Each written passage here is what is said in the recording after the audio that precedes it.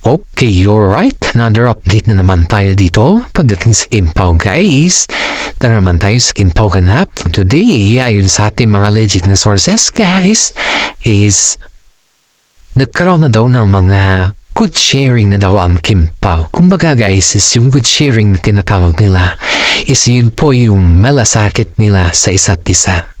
Ayon dito sa ating nasadap na balita guys, ay si Paolo Avellino po ay may patikim kay Kim Chiu.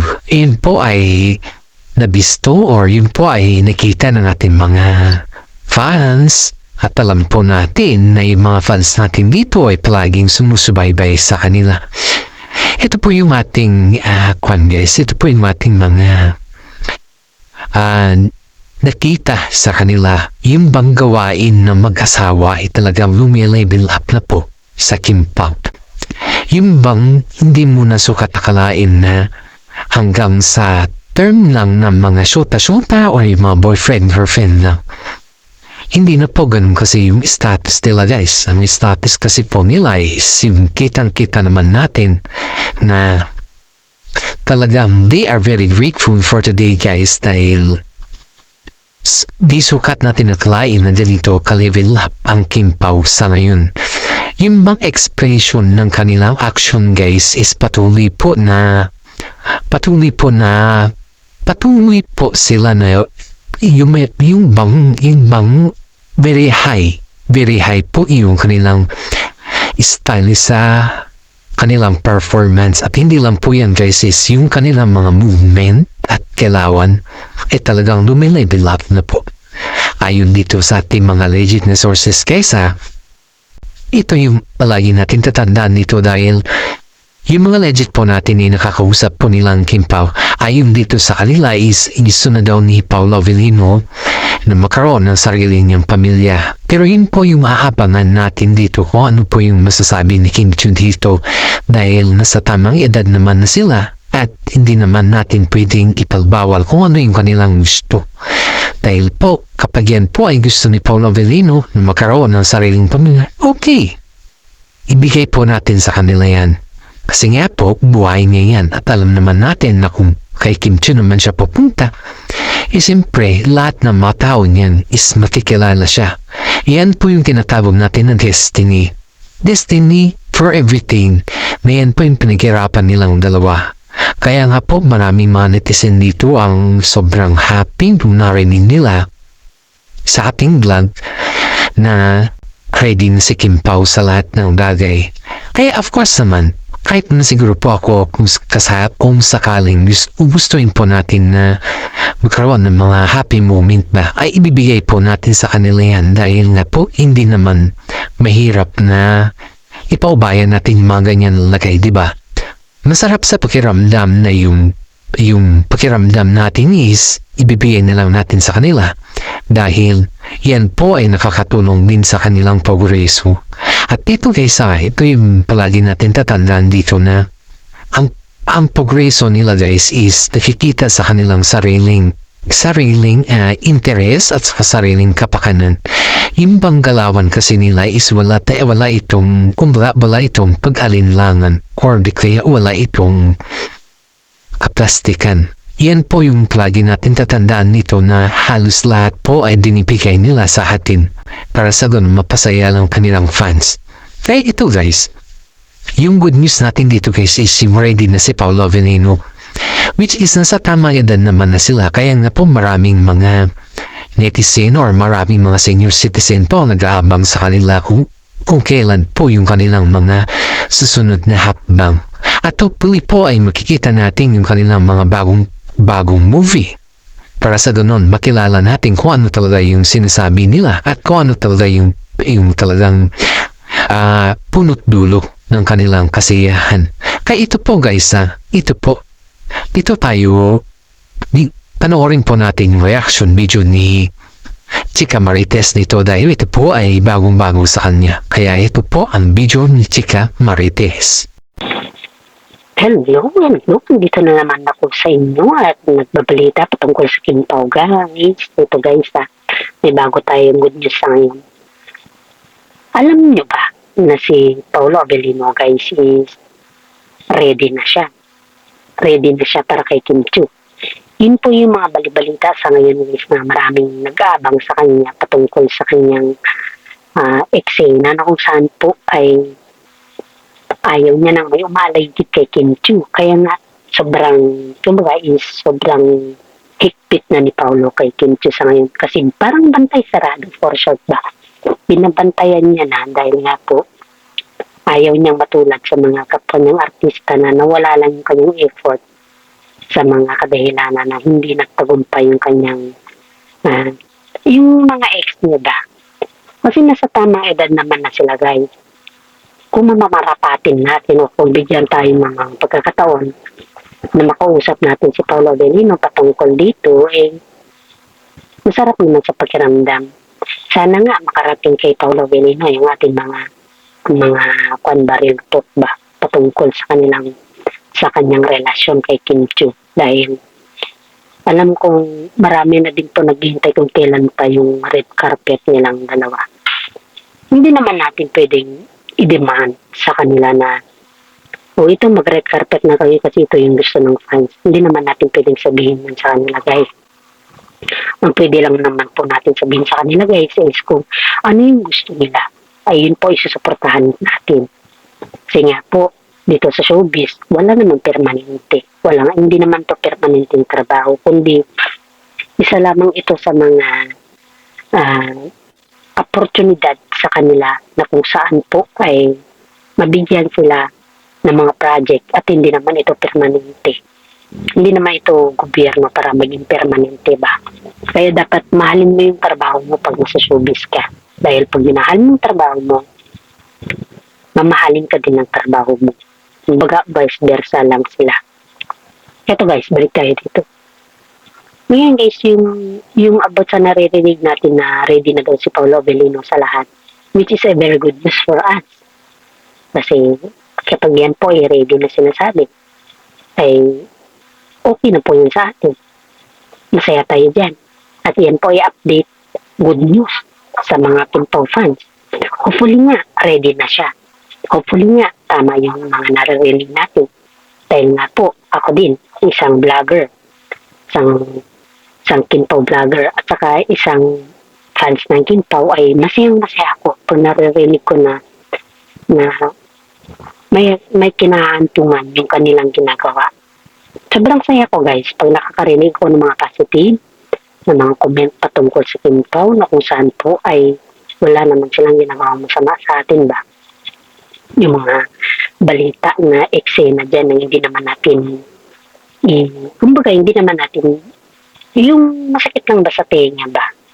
Pero wag natin seryosohin parang gano'n. Kasi pag siniseryoso kasi natin yan, tayo po yung mabibiktima, tayo po yung maging baliw at tayo rin po yung kawawa.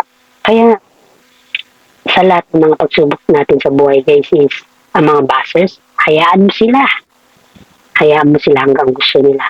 Pero importante is wag lang nilang gawing katawa-tawa yung Kim-Pao. Wag lang nilang gawin na kung ano-ano yung pinagsasabi nila kasi lahat tayo pina-fight natin ng Kim-Pao guys. Alam kong may takot sa Panginoon ang Kim-Pao at alam kong sila din po ay maka-Diyos. At sila po ay nakakatulong sa atin. Sa mga senior citizen po dyan, alam kong ito po yung gusto ninyo yung may hahantungan ng dalawa. Yung maging okay ang lahat. Yung dadaan sila sa red carpet. Lahat tayo gusto natin yan.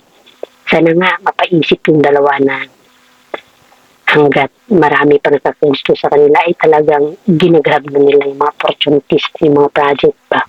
Kasi ang kasikatan naman guys ay hindi yan for the lifetime. Nalalaos din mga yan.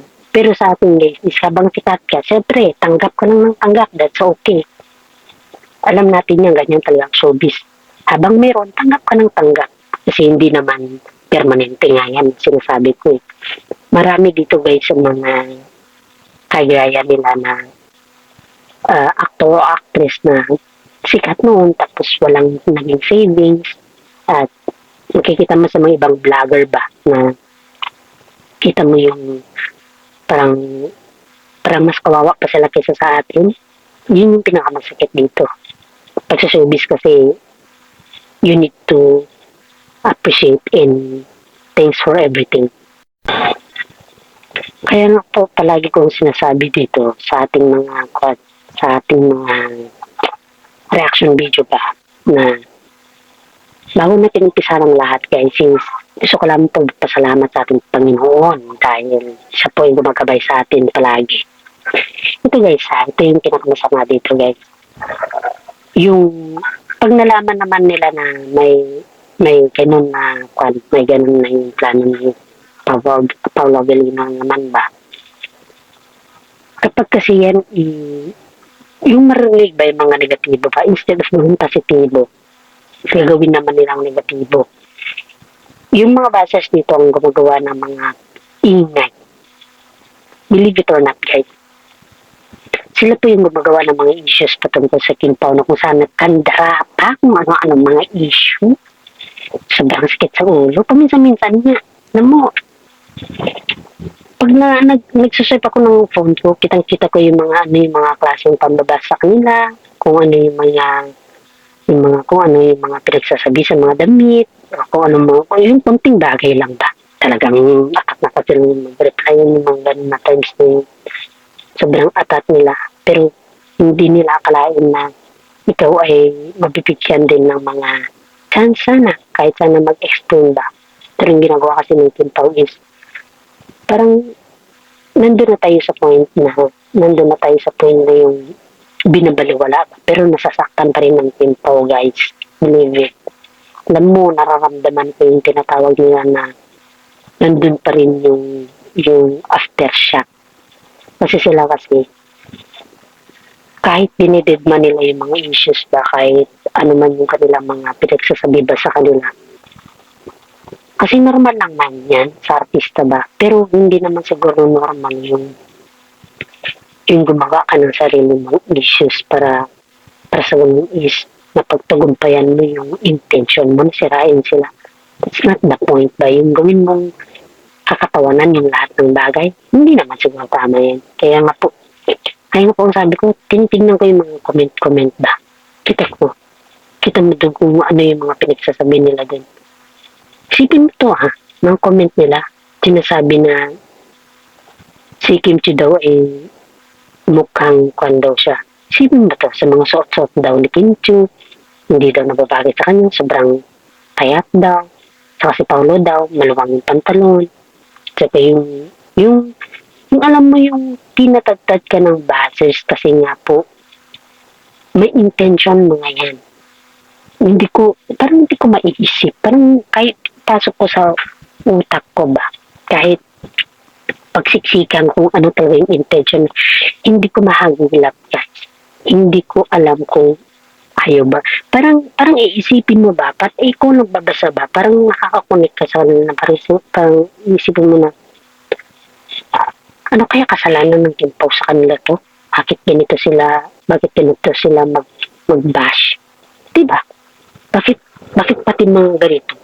Yung gigibain ka ba ng isip mo ba nakakaisip sa kanila kung ano talaga yung hugot nila dito? Kaya sinasabi ko sa sarili ko guys na ano naman kaya yung kasalanan ng King Pao sa kanila? Bakit hindi man lang nila ma-appreciate yung mga effort ng mga artista na nagpe-perform ba?